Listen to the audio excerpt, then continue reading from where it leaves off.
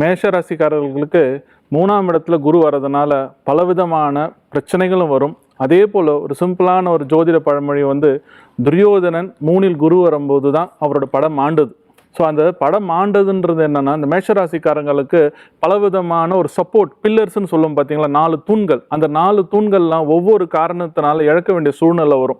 அப்படி இழக்கிறதுனால பெரிய பெரிய ஆடம்பர மாளிகையில் இருக்கிறவங்க, ஆடம்பர பொசிஷனில் இருக்கிறவங்க, அதே போல் மேல் அதிகாரிகளுக்கெல்லாம் இந்த பக்கபலம் ரொம்ப சாதகமாக இல்லாதனால அதனால் ரொம்ப கஷ்டப்படுவாங்க.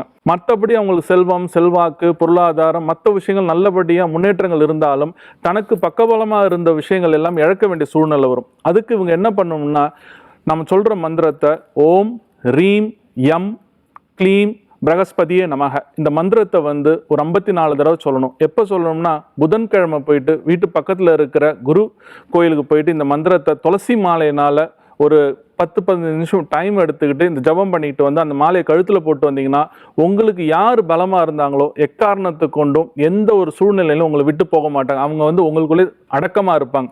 இதை நீங்கள் நல்லபடியாக செஞ்சுட்டு வந்தீங்கன்னா உங்களுடைய வாழ்க்கையில் மேல் மேலும் வளர்ச்சிகள் அடையும்.